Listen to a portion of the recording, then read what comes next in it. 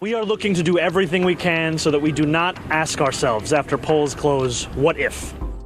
New York City faces a choice that goes far beyond selecting a mayor. This election is about identity, values, and the future of progressive politics in America. On one side stands Zoran Mamdani, a 33-year-old democratic socialist, a Muslim South Asian who's galvanized an army of young volunteers. We want to answer that question in our actions over the next 48 hours. And so every single minute of the day, I am looking to speak to as many New Yorkers as possible.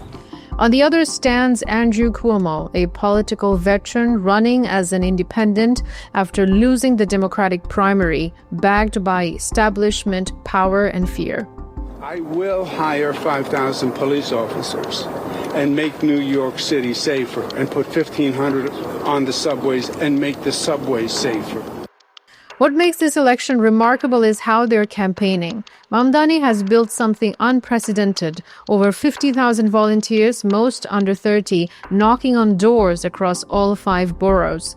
His TikTok and YouTube presence has reached millions. This is grassroots organizing meeting digital activism. Cuomo's strategy is different. Unable to match Mamdani's momentum, his campaign labels the opponent communist and anti-Semitic, charges dismissed as desperate smears from a declining establishment. To put a person in this seat at this time with no experience is reckless and dangerous. President Trump has inserted himself forcefully. He has called Mamdani insane, threatened to withhold federal funding from New York, and warned of arrest if Mamdani interferes with immigration enforcement.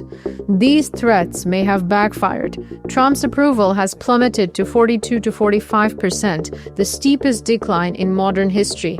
His authoritarian actions have alienated voters nationwide.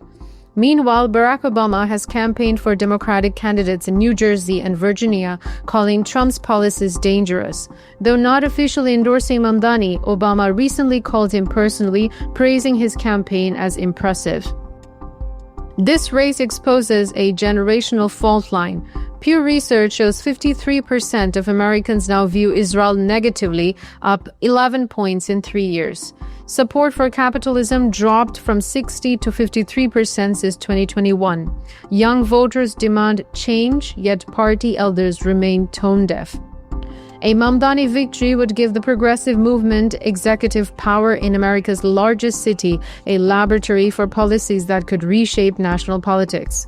Tomorrow's elections in New York, New Jersey, and Virginia will serve as referendums on Trump's agenda. But it's New York that could be transformational. Cuomo has narrowed the gap by 10 points using fear-based messaging, but most analysts believe the remaining 16 to 17-point deficit is insurmountable.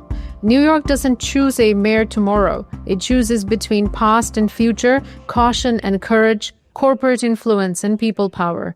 The outcome will reverberate far beyond these 5 boroughs.